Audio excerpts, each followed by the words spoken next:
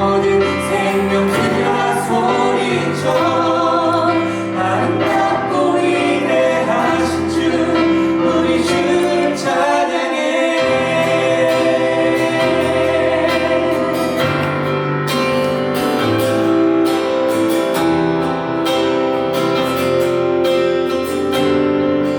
사망은 무너지고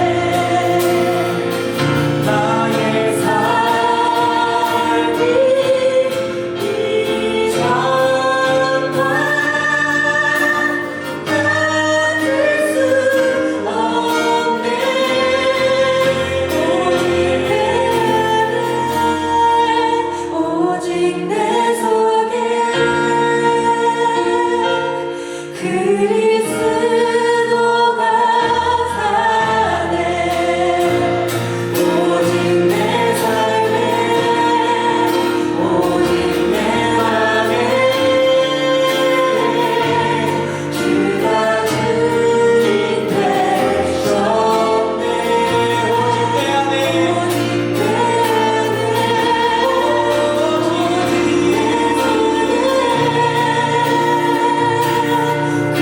그리스도가 사네 오직 내 삶에 오직 내 맘에 그가 주인 되셨네 주님의 복복이 되하시는 내 영혼이 찬양하네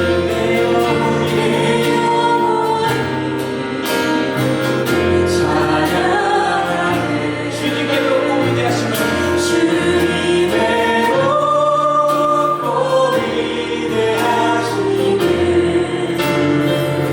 내 영혼이 찬양하네 주님의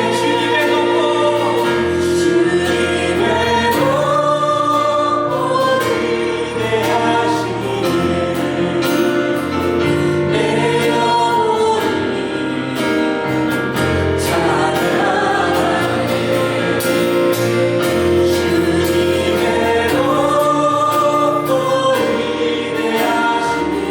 내 영혼이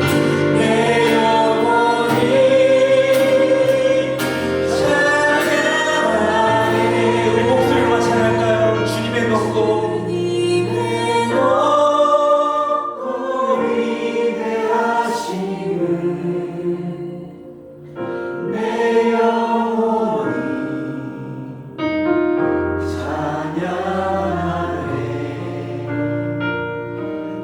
주님의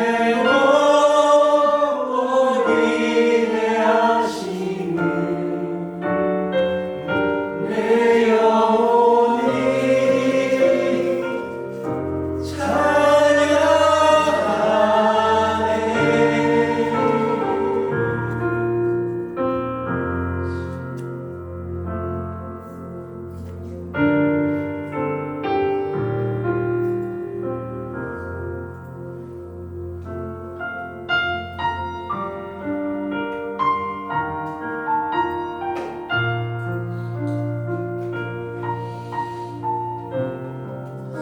네, 저희 잠깐 있는 자리에서 기도하면서 나아갔으면 좋겠습니다. 네, 저희 지난 3주 동안 여러 가지 이야기들을 또 들으시고 또 여기까지 오시는 과정 가운데 또 삶의 여러 가지 여정들을 잘 지나가고 계신 걸로 알고 있습니다.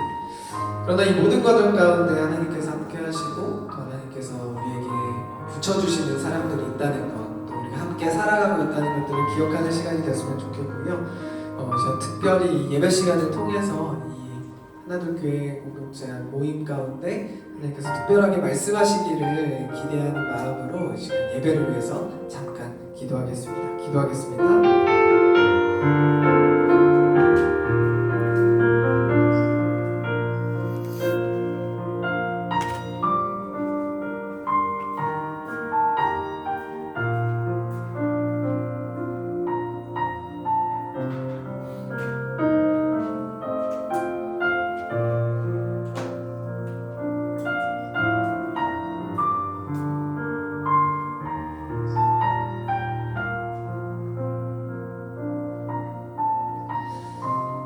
하나님 아버지 감사합니다. 이곳 가운데 불러주시고 또 이곳 가운데 잘 살아오게 하신 하나님의 은혜를 이 시간 다시 한번 기억하면서 기대하면서 이 시간 함께 기도하며 나아갑니다. 하나님, 이제 우리 삶 가운데 하나님께서 선한 일을 시작하시기로 하셨으니 그 선한 일들이 아름다운 열매로 또 아름다운 삶의 과정으로 잘 지나갈 수 있도록 도와주시고, 혹시 우리가 이곳 가운데 가지고 나온 고민들과 또 마음의 어려움들과 혹은 감사한 것들과 여러 가지 복합적인 우리의 삶의 모습들이 있습니다.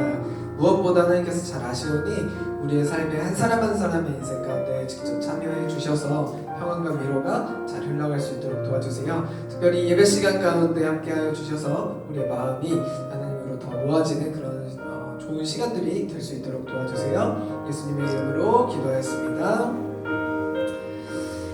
네, 저희 다시 한번 인사드려볼까요? 아프다고 잘 오셨습니다. 환영합니다. 네, 이렇게 또 이렇게 보니까 또 느낌이 너무 새롭네요.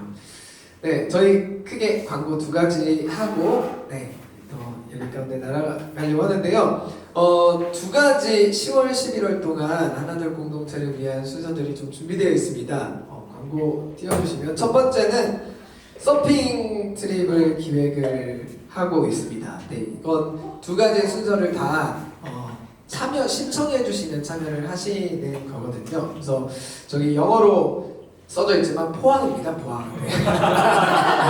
어디 저기 외국 가는 것처럼 보이지만 포항이고요. 네, 형규쌤께서 이제 전문 서퍼로서 이렇게 알려주시고 강습해주시고 좋은 시간들을 기획해 주셨습니다.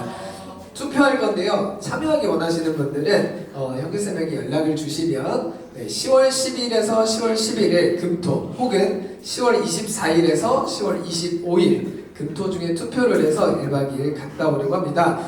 시간표는 저희가 카드뉴스로 그 단톡방에다가 공유를 다시 한번 드리도록 할 텐데요. 고속터미널에서 포항으로 이동해서 서핑, 먹고, 캠프파이어 자고, 서핑, 먹고, 서핑, 카페 갔다가 이동하는 코스가 될 것 같습니다. 별표를 보시면 안 가는 대로 막 바뀔 수 있는 즉흥 여행을 좋아하시는 분들 참여를 해주시면 감사할 것 같고요. 로케는 이스트 코스트 서프라는 곳이고요. 한번 넘겨주세요. 안에 들어가면 이런 민박으로 되어 있다고 합니다. 2층 침대, kitchen대, 복층 있고요. 넘겨주세요. 회비가 있습니다. 그래서 10명 참여 시에 드는 회비들이 있고요. 관련된 정보들은 다시 한번 단톡방을 통해서 공유드리도록 하겠습니다. 사진 몇 장 한번 보여주실까요? 전문 서퍼 분께서 저렇게 왜 까만지 아시겠죠? 까만 이유가 항상 다 있거든요. 넘겨주세요. 이렇게 포항으로 갈 것 같습니다. 먹고 캠프파이어 서핑 먹고 서핑하고 먹고 서핑하고 이렇게 올 것 같아요. 2번째는 저희 아날로그라는 제목으로 모임이 10월달, 11월달 이렇게 진행을 하려고 합니다. 특별히 이 아날로그 모임은요, 이정현 집사님께서 아주 교수님이시거든요. 이 책을 또 깊게 읽고 나눔을 할 수 있고 편하게 진행할 수 있는 모임으로 진행을 하려고 하고요. 기간은 2025년 10월, 11월 격주 목요일 7시 반, 저녁 7시 반부터 8시 반 1시간 동안 온라인과 오프라인으로 이제 모여보려고 합니다. 10월 2일, 10월 23일, 11월 6일, 11월 20일 이렇게 모이려고 하고요. 나누는 방법이나 관련해서는 신청을 해주시면 다시 한번 안내를 드리려고 하는데 구글 드라이브를 통해서 책 모임을 하려고 합니다. 책은 읽고 싶은 책을 읽는 건데요. 리스트가 단 한 번의 삶이라는 김영하 작가님의 책이 있고요. 또 답답답이라는 조정미 목사님의 책이 있고요. 편안함의 습격이라는 수호서재 관련 책이 있고요. 신에게 솔직히라는 존 로이스 작가님의 책이 있습니다. 그래서 책을 좋아하시거나 책은 다 못 읽는데 딴 사람이 읽은 걸 요약본을 듣고 싶거나 이런 분들은 신청을 해주시면 다 못 읽어도 참여해도 되는 건데요. 그렇다고 합니다. 줌으로도 모이고 현장에서도 한 번 정도, 한두 번 정도 이렇게 모이려고 하고요. 다 모이면 책거리도 이제 진행할 예정이니까 혹시 좋아하시는 분들은 신청을 해주시면 감사하겠습니다. 제가 관련된 신청은 각 담당자분들에게 전화나 문자를 보내주시면 되고요. 단톡방에다가 내용을 다시 한번 공유드리도록 하겠습니다. 오늘은 특별히 이렇게 예배 구성을 세팅을 해봤습니다. 왜냐하면 저희가 이번 달 시리즈 제목이 뭐죠? 나무의 노래입니다. 오늘은 이제 어떤 나무에 대한 이야기를 할지 기대하는 마음으로 들어주시면 좋은데요. 특별히 저희가 준비한 순서들이 있잖아요. 그래서 여러분들의 목소리를 내서 저희가 하나의 예배를 같이 만들어보는 시간이 되면 좋겠다라고 생각을 해서 이렇게 준비를 해봤습니다. 저희가 오늘은 그 뒷시간에 이 공간을 사용할 팀이 있어서 1시 반에 저희가 나가는 걸로 얘기를 했어요. 그래서 오늘 좀 예배 마무리되면 빠르게 정리를 하도록 하겠습니다. 저희 이번 달 시리즈 인도해 주시는 네, 길슨 모습 나오실 때 환영의 박수 한번 보내주세요.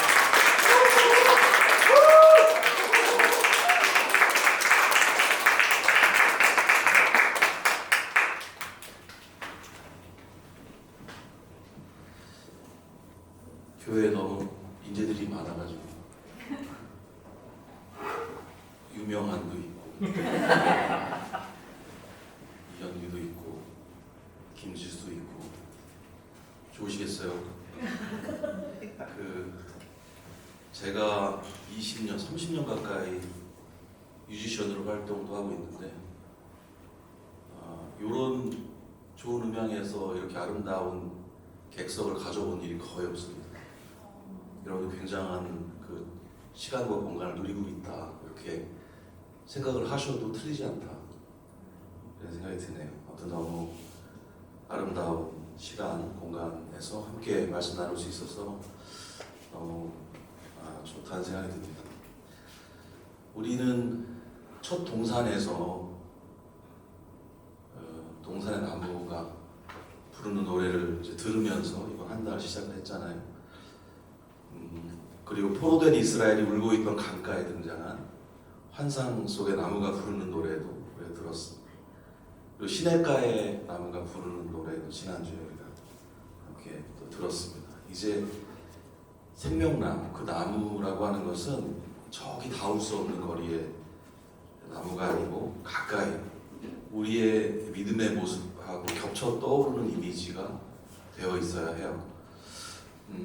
오늘 우리는 성경의 마지막 책인 요한계시록으로 들어갈 건데 거기에서 우리는 다시 한번 생명나무의 이미지를 바라보게 돼요. 이거 너무 감사하고 놀랍고 행복한 발견이 아닐 수 없다고 생각합니다. 창세기에서 만났던 그 생명나무가 계시록에 나타나요. 우리가 그런 게임도 있지 않습니까? 그 귓속말로 몇 사람 귓속말로 자기가 본 단어를 이야기할 때 마지막에 그 단어를 그대로 얘기해 주는 경우가 많지 않잖아요. 근데 수천 년을 흘러서 이 성경이 언제 쓰여진지 정확히 모르지만 그 첫 책에서 나온 이미지가 끝 책에서 나온다고 하는 것은 너무너무 놀라운 일이 아닐 수 없다는 생각이 들어요. 창세기에서 생명나무는 아담과 하와가 먹음으로써 영원히 살 수 있는 조건을 제공했었는데 죄로 인한 추방으로 그 열매를 먹을 수 없게 됐죠. 성경의 끝 요한계시록에서는 그 생명나무가 하늘에서 영원히 열매를 맺으며 인간에게 영원한 생명을 돌려줍니다. 이 하늘의 나무는 구원의 완성을 나타내는데 죄와 죽음의 권세가 완전히 종식된 상황을 묘사하죠. 지난주로 말하면 D-Day가 아니라 V-Day인 거예요. 그러니까 저의 말로는 다시 쓰지 않기로 했지만 주문 상황이 아니라 택배가 도착한 그런 상황이 되는 거죠. 그리고 한번 웃으실 줄 알았는데 너무 하시는데 하하 하하하. 동산에서 강가로 시냇가로 그리고 하늘로 이어지는 생명나무의 이미지는 무언가 점점 그렇게 느끼시지 않으셨어요? 뭔가 점점 시간이 지날수록 진행될수록 발전하면서 커지고 있다. 뭔가 이미지도 그렇고 어떤 의미도 그렇고 점점 커지고 발전하고 있다는 느낌을 아마 받으셨을 겁니다. 하늘은 사실 하나님 나라를 가리키는 건데요. 하나님 나라에 대한 신약의 말씀을 보면은 이 에덴 복귀 프로젝트가 가지는 특별한 성격을 함께 확인할 수가 있어요. 마가복음 4장 30절에서 32절까지 말씀을 우리 한 목소리로 읽어보면 좋겠습니다. 예수님께서 말씀하셨습니다. 하나님 나라를 무엇에 빗댈 수 있을까? 무슨 비유로 설명을 할까? 하나님 나라는 겨자씨와 같다. 겨자씨를 밭에 심을 때에는 밭에 심는 씨앗 중에서 가장 작다. 그러나 심긴 후에는 어떤 밭작물보다 더 크게 자란다. 커다란 가지를 내어 하늘의 새들이 그들의 둥지를 틀 정도가 된다. 보잘것없어 보이는 작은 겨자씨가 나중에는 하늘의 새들을 쉬게 할 품을 가질 정도로 커지는 것처럼 추방으로 시작된 에덴의 사랑은 유배지 강가로 담대히 흘러와서 여러 아담들을 위로하고 또 시냇가의 나무처럼 복된 삶, 누군가를 살리는 삶을 아담으로 하여금 살게 하고 또 하늘의 동산에 이르러서 에덴을 되찾는 흐름을 가지게 되는 거죠. 여러분, 에덴의 히브리어 단어 원래 뜻이 뭘까요? 혹시 아세요? 에덴의 의미, 기쁨이라는 뜻을 가지고 있다고 합니다. 기쁨. 그러니까 낙원이라는 말, 우리가 보통 에덴을 얘기할 때 낙원이라는 말 쓰는데, 공교롭게도 낙원은 뭐 중국말에서 나온 거지만 한자니까요. 그 낙이라는 게 즐거움을 뜻하는 거거든요. 그래서 기쁨을 얘기하는 건데 공통의 의미가 같이 포함이 되어 있죠. 낙원이라는 말 자체가 즐거운 동산이라는 의미이기도 하고요. 아무튼 그래서 에덴을 되찾는다는 말이 기쁨의 동산을 되돌려 받게 되는 의미라고 한다면은 본질적으로 회복되는 건 뭘까요? 우리 안에 아담 안에 본질적으로 회복되는 것은 결국은 기쁨일 수 있다라는 생각이 들어요. 하나님으로부터 시작한 사랑이 나에게 이르고 나를 변화하게 하고 성장하게 해서 결국 기쁘고 즐거운 하나님의 품에 돌아가게 만드는 결말로 이렇게 이어지는 거죠. 결국은 모두 사랑이 하시는 일, 모두 사랑, 모든 것이 사랑이라고 하는 최근에 누군가 만든 노래도 있는데요. 모두가 사랑이 하시는 일인 것입니다. 그것을 우리는 에덴 복귀 프로젝트라고 불렀는데 그것은 사람의 머리로 만든 계획이 아니고 하나님이 주도하신 계획이라는 게 너무 중요한 그런 정보이기도 합니다. 여러분, 여러분들 이야기 좋아하시잖아요. 우리가 뭐 넷플릭스를 보든 뭐 쿠팡 플레이를 보든 뭘 보든 스토리들을 엄청 좋아합니다. 드라마를 보든 영화를 보든 요즘에 또 재밌는 영화가 여러 나오는 것 같은데 아무튼 그 모든 게 다 이야기 스토리거든요. 그런데 어떤 이야기든지 대부분 가지고 있는 구조가 있어요. 이거는 뭐 그 자고 이래로 늘 빼놓을 수 없는 구조가 있는데 기승전결의 구조. 이것이 사람을 들었다 놨다 하면서 어떤 나름의 그 정화감, 카타르시스 같은 거 주고 이야기 구조 안에 보면 이게 다 있습니다. 캐데헌 거기에도 있더라고요. 캐데헌은 제가 차마 그걸 볼 줄 몰랐어요. 제가 저걸 내가 보지는 않을 거라 생각했었는데 어쩌다 끝까지 봤거든요. 사실 캐데헌의 가장 치명적인 벽은 제목에 있었어요. 제가 진입장벽이 있었던 제목이었어요. 그리고 그림체, 그리고 뭔가 간질간질할 것 같은 10분을 못 볼 것 같은 느낌. 근데 아니더라고요. 왜? 기승전결이 있었어요. 그 안에서 이제 재미를 느꼈습니다. 그래서 부끄럽게도 여러분들 권해드리고 싶어요. 그래서 캐데헌을 볼만합니다. 예, 거기에 있는 여러 가지 또 우리나라의 전통 이런 것도 있지만은 그런 어떤 모든 부수적인 것들 제외하고 그 안에 흐르는 어떤 이야기의 골자, 맥락 이런 걸 보시다 보면 성경의 이야기도 같이 연상이 되실 수가 있어요. 왜냐하면 이게 그 어떤 그 극적인 스토리들 또 삶의 진실, 사랑을 담는 이야기들은 다 그 맥락 가운데 있거든요. 기승전결 또 그 사랑의 본질에 그 기반을 두고 있기 때문에 그 안에서 공통의 어떤 아름다움들을 발견할 수가 있습니다. 제가 이번 시리즈를 준비하다 보니까 제가 하필이면 네 장소의 나무를 선택을 했는데 여기도 기승전결의 구조가 있다는 생각을 하게 됐어요. 도입부거든요. 이야기의 시작입니다. 보통 배경인물 상황을 소개하고 독자의 흥미를 끄는 부분인데 강가의 나무가 바라본 상황이 그렇다고 생각이 들었어요. 사람이 죄를 짓고 에덴에서 추방되는 그런 시작. 여기가 기부분이라는 생각이 들었고요. 두 번째 전개부입니다. 보통 여기서 갈등이나 긴장이 발생하는데 강가의 나무는 어디에서 보여지죠? 유배지에서 보여져요. 유배지의 갈등과 긴장 이런 걸 보여주지 않는가. 의외의 장소인 거기서 하나님의 임재가 나타납니다. 우리는 은혜와 사랑의 강력함을 거기서 배우게 되죠. 이야기가 점점 깊어지게 돼요. 그 다음 전이죠. 이야기의 변곡점이자 감정의 최고조 지점인데 보통 어떤 반전 같은 게 보이는 부분인데요. 우린 지난주에 그 전을 지나갔다고 생각해 볼 때 평화로운 시냇가의 나무가 어떤 반전을 우리에게 주었을까를 좀 생각해 볼 수 있잖아요. 반전이 있었다면 어떤 반전이 있었을까요? 여러분 지난주에 생명나무의 정체에 대한 건 굉장히 큰 반전이 아니었을까 싶어요. 그거는 내가 언젠가 닿아야 될 대상으로만 생각했는데 그게 아니라 그게 나였어 라고 하는 깜짝 놀람이 다들 있었잖아요. 여러분 눈빛이 보니까 엄청 놀라셨던 눈빛들이신데요. 아무튼 그렇습니다. 생명나무 곁으로 언제 돌아갈 수 있을까? 질문하는 사람들에게 믿음을 가진 바로 나 자신의 삶의 모습이 생명나무의 모습이라는 사실을 덜컥 알게 해준다. 그렇게 볼 때 여기를 전이라 볼 수 있겠다 싶어요. 그 다음에 네 번째 결이죠. 여기서부터 갈등이 정리되고 이야기가 완결이 됩니다. 하늘의 나무가 보여주는 완성의 모습이에요. 아직 기다리던 모호한 시간들이 지나고 완성의 날이 뚜렷하게 드디어 오고야 마는 겁니다. 이 각각의 구조의 이야기 안에서 이런 기승전결의 어떤 그런 의미들이나 내용들은 서로 다른 위치나 뭐 공간, 시간이 다 다르지만 서로 다른 그 역할을 맡고 있다고 생각이 들어요. 그런데 한 목적으로 이렇게 구조화가 되어 있다라는 생각도 들어요. 생명나무 이야기가 이렇게 기승전결의 흐름에 부합한다는 사실은 하나님의 구속의 이야기, 우리를 구원하시는 그 구속사라고 하는데요. 우리 표현으로는 에덴 복귀 프로젝트가 개연성이 있다. 이런 말이 된다고 생각해요. 그러니까 말이 된다는 거죠.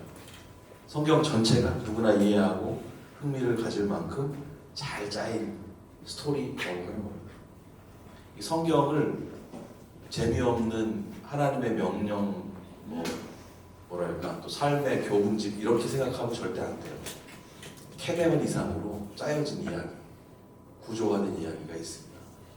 삶의 본질적 질문을 가진 사람들은 너무너무 감사하고 행복하고 깜짝 놀랄 만한 이야기가 이 책 안에 숨겨져 있어요. 그래서 여러분들 이 이야기를 꼭 즐기실 수 있기를 바랍니다. 정말 좋은 질문을 가진 분들은 이 성경이야말로 너무너무 감사하고 사랑할 만한 책이 아닐까 하는 생각이 들거든요. 음악에 비유하자면 성경 66권이 있는데 66권이 어떻게 구성되는지 혹시 아시나요? 구약이 몇 권이죠? 39권, 신약이 27권에서 66권인데 저 어렸을 때는 39, 27 이렇게 외우라고 가르치셨어요. 그래서 되게 유치하다 생각했는데 감사하더라고요. 지금도 기억이 나요. 아무튼 66권이 저마다 개성 있는 소리를 들려줘요. 66가지의 멜로디를 막 들려주고 있지만 결국은 다시 에덴을 향하는 한 노래의 화음들이라는 생각을 해봤어요. 이게 기승전결의 맥락과도 연결된다고 볼 수 있고요. 에덴 복귀 프로젝트는 그렇게 다양성과 통일성을 가지고 지금도 이어지고 있습니다. 오늘은 전체 구조와 함께 결국 이 하늘의 이야기를 생각해보는 날이죠. 우리는 오늘 생명나무 이미지를 하늘에서 바라보게 됩니다. 요한계시록을 쓴 저자 요한은 반모라는 이름의 섬에서 하나님이 주신 환상을 보게 되는데 거기서 하늘의 생명나무를 보는 거예요. 에스겔에게 그러셨던 것처럼 하나님은 환상으로 요한에게 에덴의 생명나무를 다시 보여주세요. 그걸 보여주시는 분이 그 에덴을 만드신 분이시니까 계속 그 그림을 계속 반복해서 보여주시는 거예요. 우리 머리에도 그래서 그 그림이 있어야 된다. 에덴에서 강가로 시냇가로 그리고 다시 에덴으로 돌아가는 이런 흐름이 이렇게 읽히게 되는데 계시록 22장의 하늘에는 에덴 동산의 생명나무 이미지가 고스란히 다시 등장합니다. 확인을 해봐야 되겠죠. 22장 1절에서 5절까지인데 우리 저랑 같이 교독을 한번 해보겠습니다. 그 천사는 또 내게 생명수가 흐르는 강을 보여주었습니다. 수정같이 맑은 그 강은 하나님과 어린 양의 보좌로부터 흘러나와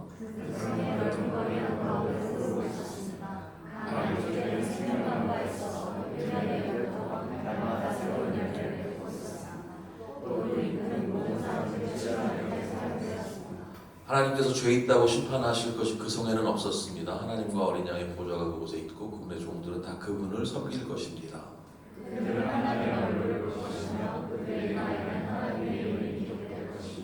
그곳에는 밤도 없고 등불이나 햇빛이 필요 없을 것입니다. 주 하나님께서 그들의 빛이 되시고 그들은 거기서 영원히 왕처럼 살 것입니다. 1절을 다시 볼까요? 생명나무, 생명수가 흐르는 강의 이미지가 보입니다. 그리고 나오는 어린 양의 보좌가 있는데 그것은 뭘 떠올리게 하죠? 어린 양 하면 어린 양은 그리고 어떻게 됩니까? 죽임을 당하게 되죠. 제사를 성전의 제사를 떠올리게 하는 그런 이미지예요. 그러면서 우리는 자연스럽게 누구를 떠올리죠? 누구를 연상하게 되죠? 예수님을 연상하게 됩니다.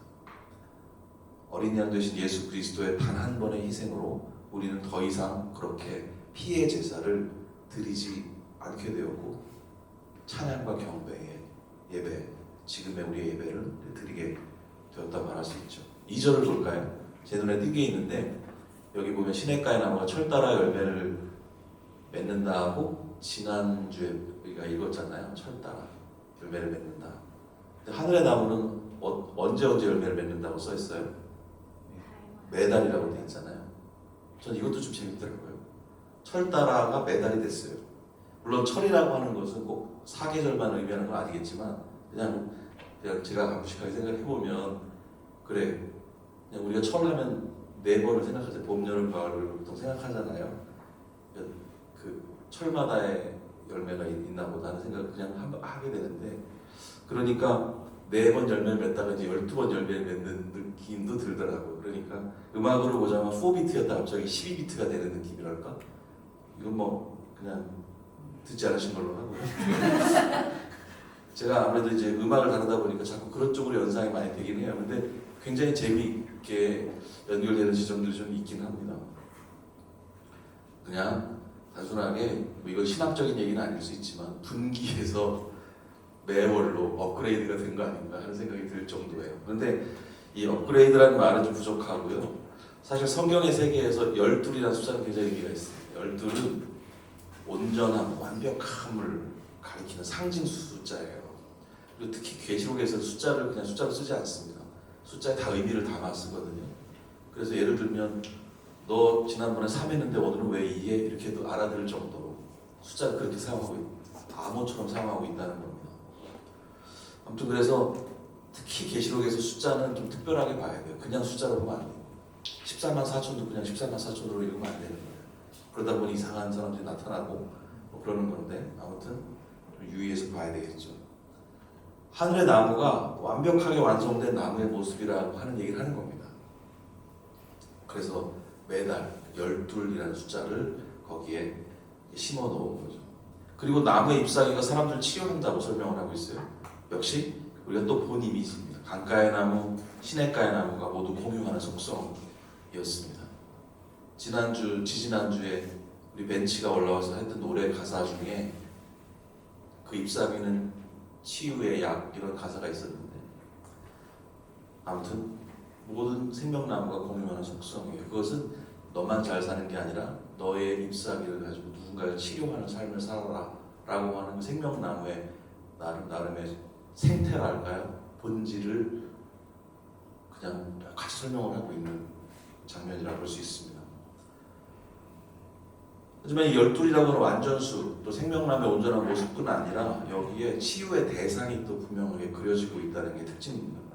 그 치유의 대상을 누구라고 여기서 하고 있어요? 보시면 아시겠죠? 이렇게까지 어렵게 하나님께서 직접 왕진을 오셔가지고 치료를 누군가 해준다면 그 의사의 고객은 당연히 VIP일 거예요. 그렇죠? 놀랍게도 그 VIP, 그 치료의 대상이 환자가 누구입니까? 모든 사람인 거예요. 모든 사람. 하나님께서는 당신도 나도 VIP로 여기신다는 겁니다. 왕진 오셔서 치료해 주실 특별한 사랑으로 대하고 계시다는 거예요. 하늘 환상 속에는 생명나무가 그 강가 양쪽에 심겨 있다고 적혀 있죠. 생명수는 계속 흐르고 흘러서 결국 모든 사람에게 닿게 됩니다. 우리가 읽은 2절에 모든 사람들 이렇게 읽었는데 너무 부드러운 번역이고요. 여기 그 구 버전들을 보면은 만국 백성 모든 민족 이렇게 적혀져 있습니다. 이게 베타성이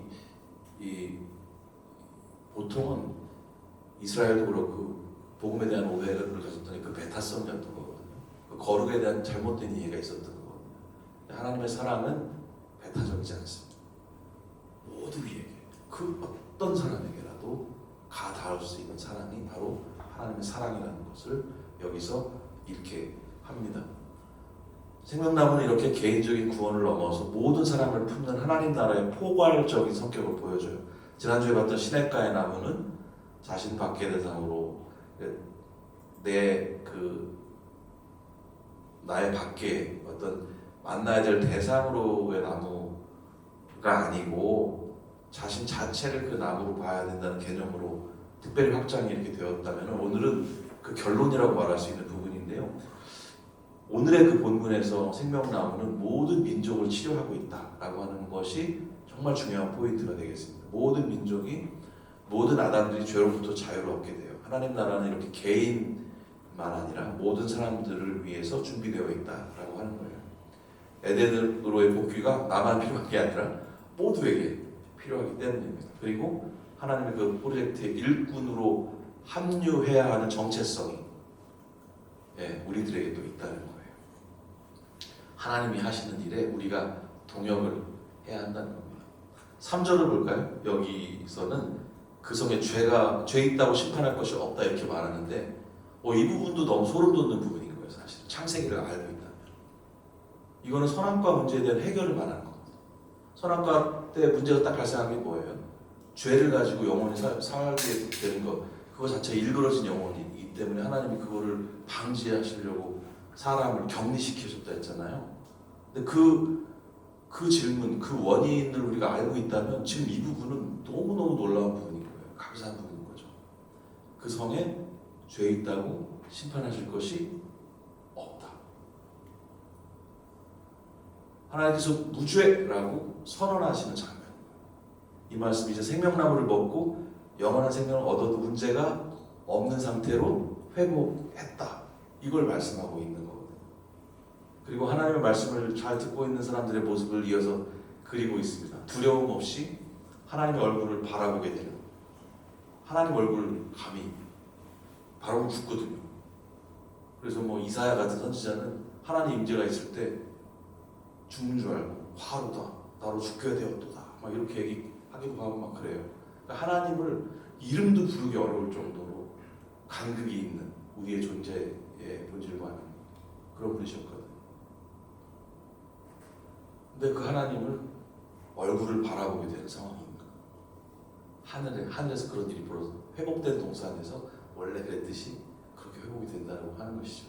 영원한 하나님 나라 실제를 소유한 새 아담의 이미지가 4절과 5절에 그렇게 그려지고 있습니다. 여기서 막 벅차야 되는데, 그렇죠? 우리가 그런 질문을 갖고 있다면 여기서 벅찰 수 있다 이런 생각을 하게 됩니다. 그리고 드디어 이렇게 에덴 도끼 프로젝트가 완성되었다. 그 완성된 이미지를 우리 함께 바라볼 수 있게 되는 부분입니다. 모든 얘기를 돌아보면서 우리는 다시 에덴을 생각해야 됩니다. 에덴 도끼 프로젝트 이렇게 제가 표현을 만들었지만 이거 생각해 봐야 합니다. 사실 우리 교회 오래 다녔잖아요, 그죠? 거의 평생 다니신 분도 있으시고 어떤 일을 오래 하다 보면은 왜 그 일을 하고 있는지 잊게 됩니다. 교회를 오래 다니게 되면요, 복음이 뭔지 그냥 좋으니까 다녀요. 재밌으니까 다니고 일이 있으니까 다니고 어떤 사람 사귀게 돼서 다니고 장사에 도움이 되니까 다니고 가면 소그룹 있으니까 다니고 가서 어떤 일들이 벌어지니까 다녀요. 어떤 사람이든지 다 그렇게 살죠. 근데 교회가 특히 우리가 이제 예수를 믿고 신앙을 갖는다는 것에 의미는 좀 본질적으로 돌아볼 필요는 있을 것 같다는 생각이 듭니다. 매너리즘에 빠질 수 있거든요. 우리 신앙도 그럴 수 있기 때문에 그렇습니다. 간절함, 열심도 사라지고요. 왜 우리가 이걸 하는지도 모르고 하고 있을 때가 많이 있거든요. 우리는 사실 우리가 무슨 일을 하는지 잘 모르고 삽니다. 우리가 사실 욕망과 교만을 가지고 살면서도 겸손하게 살고 있다고 착각할 수도 있어요. 근데 우린 나도 모르게 흔적들을 남기고 살거든요. 자기는 자각을 못하는 숱한 일들을 남기며 살고 있습니다. 마치 우리가 문을 열면 지문이 거기 묻잖아요. 그 지문이 묻는 줄 우리는 몰라요. 눈으로 잘 보지도 않고. 하지만 어찌됐건 그걸 추적해보면 거기 지문이 묻어있음을 확인할 수 있어요. 방법들이 다 있죠. 자기가 무슨 일을 하고 있는지 매일, 매월, 매년, 매시, 매초 우리는 흔적을 이 땅에 남기고 살고 있는 거예요. 지울 수 없는 흔적들을 남기고 살아갑니다. 제가 가끔 그런 생각을 해요. 오늘 비가 오는데 비 오는 날 지하철 타면 어떤 일이 벌어진 줄 아세요? 우산 피하기. 우산 엄청 피해야 됩니다. 누군가 가방을 들고 우산을 겨드랑이 끼고 들어오잖아요. 그러면 자리를 찾으려고 움직일 때마다 옆에 있는 사람들은 몸을 피해야 돼요. 가끔 찔리기도 맞기도 하고 굉장히 심하게 부딪히기도 어렵습니다. 근데 그 우산의 주인은 그 상황을 알고 있을까요? 몰라요. 본인이 무슨 일을 하고 있는지 모릅니다. 하지만 본인이 주변 사람을 굉장히 힘들게 하고 있고 어렵게 하고 있음을 아는 사람은 그렇게 많지 않습니다. 우리가 매일 그렇게 살고 있을 수 있어요. 내가 무슨 일을 하는지 모르고 내가 하는 행동이 누군가를 얼마나 힘들게 하는 줄 모르고 매일매일 이렇게 살 수 있다는 겁니다. 그런데 우리가 예배 안에서 또 하나님 안에서 처음의 질문 안에서 이런 것들을 돌이켜보고 나를 생각해 볼 필요가 있다는 거예요. 내가 어떤 사람이고 나는 오늘 무슨 일을 하고 있는지. 마치 우리가 가진 욕망과 교만이 지문처럼 삶의 자리에 묻을 때 그것들을 발견하게 될 때 가득한 천박함을 어쩌다 들키게 될 때마다 우리는 기억을 해야 돼요. 사실 우리 그렇잖아요. 고상한 사람 별로 없습니다. 다 머릿속에는 어마어마한 천박함들을 가지고 살아요. 우리가 추방된 나그네로 살아가고 있다는 사실을 기억을 해야 합니다. 우리 안에 죄성이 있음을 기억을 해야 합니다. 아담의 죄악을 고스란히 지닌 사람들임을 생각해야 합니다. 그래서 에덴을 그리워하던 사람들이고 하나님과의 친밀함과 거룩함을 회복하고자 하는 열심을 가져야 할 그런 존재였다는 사실을 다시 기억을 해야 돼요. 그 간절함이 없으면 여긴 그냥 사회활동, 라이언스 클럽 등등 여러 SNS 활동, 동아리 활동, 팬클럽 활동과 별 다를 바 없는 모임이 되고 마는 겁니다. 성경을 읽다 보면 놀랍게도 그 본질적 질문에 대한 그 회복의 열심을 사람에게서가 아니라 하나님께서 더 크게 가지고 계시구나라는 걸 발견하게 돼요. 아, 에덴 복귀 프로젝트가 진행 중이었지. 우리는 새삼스럽게 하나님과 자신의 이 슬프고도 아름다운 역사를 기억하고 생각을 하게 됩니다. 하나님 나라는 사랑과 은혜로 가득하시는 질서와 아름다움 자체이신 그 하나님의 통치를 말해요. 죄악의 문제가 깔끔하게 해결돼서 거룩을 회복한 그 상태로 생명나무 열매를 마음껏 먹고 영원한 생명을 소유한 아담들이 살아가는 나라를 말합니다. 요한계시록의 그 환상은 여러분 놀랍게도 환상 속에 머무르지 않을 겁니다. 이거 실제가 될 거예요. 그걸 믿는 사람들이 신앙을 가지고 있는 사람들이거든요. 우리는 그걸 믿습니다. 마지막으로 생각해 볼 주제가 있어요. 하나님 나라는 구원을 통한 회복과 새로운 창조의 완성을 의미하는데 그런데 모든 일을 위한이라는 수식어를 간과해서는 안 되겠다는 겁니다. 하늘의 나무가 가진 가장 중요한 키워드가 저는 바로 모두라고 생각해요. 뭐 하늘, 회복, 좋아. 내가 더 좋아질 거야 라는 그런 어떤 맥락이 아니라 넘어서야 되는 거죠. 모두가 키워드라는 것을 한번 생각해 볼 필요가 있어요. 우리 하나씩 생각해 볼까요? 첫 시간 동산의 나무 키워드는 뭐였을 것 같으세요? 정답은 없습니다. 여러분들 머리에 남아있는 게. 저는 추방이라고 생각을 해봤어요. 추방이라는 것이 우리 삶의 현실이야. 나는 추방된 사람이야 라는 생각 해보신 적 있어요? 전 자주 하거든요. 추방된 사람 같아요.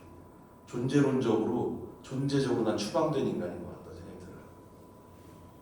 제가 누군지 잘 모르겠어요. 제 안에 좋은 것도 있고 나쁜 것도 있고 사랑도 있고 미움도 있고 다 있더라고요.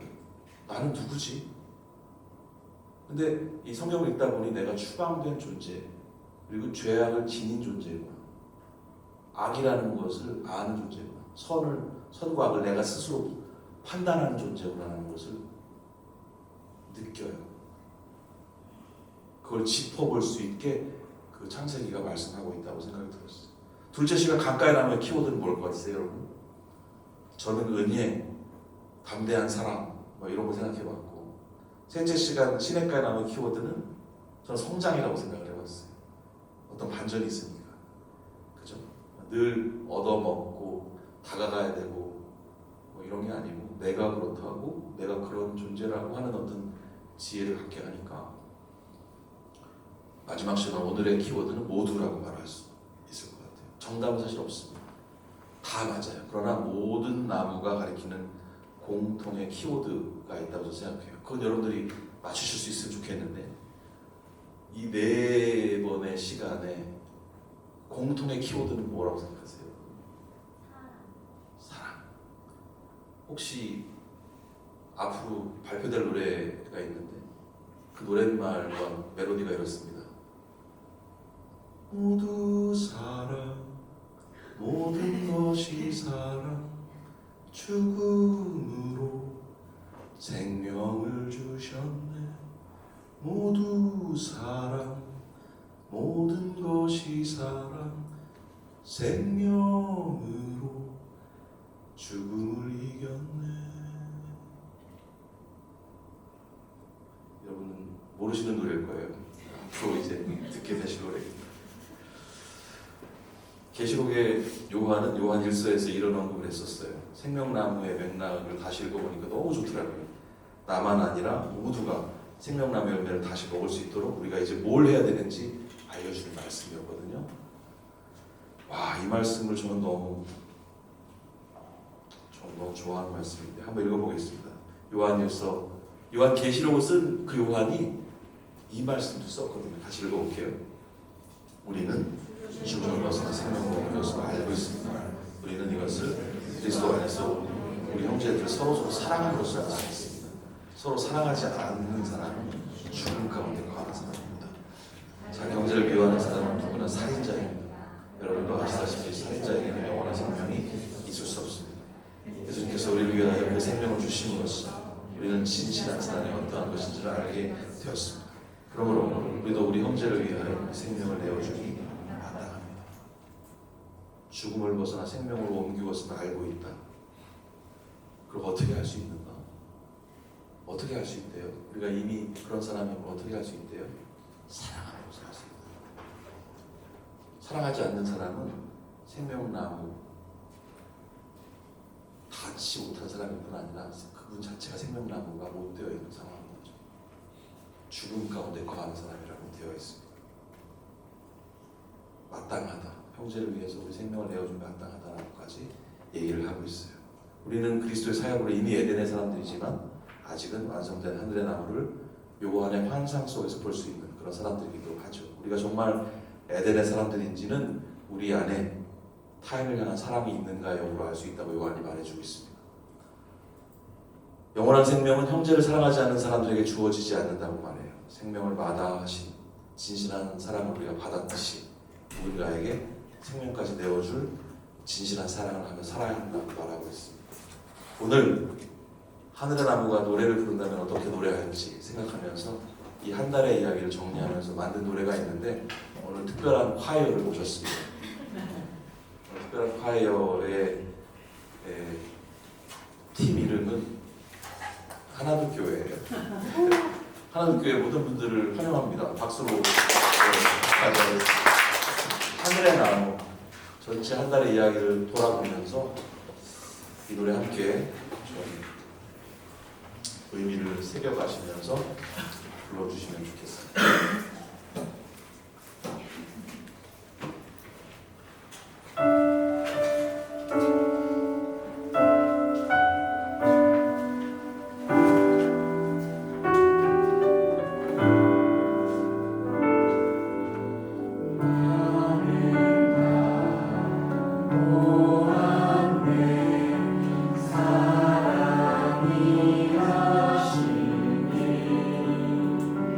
나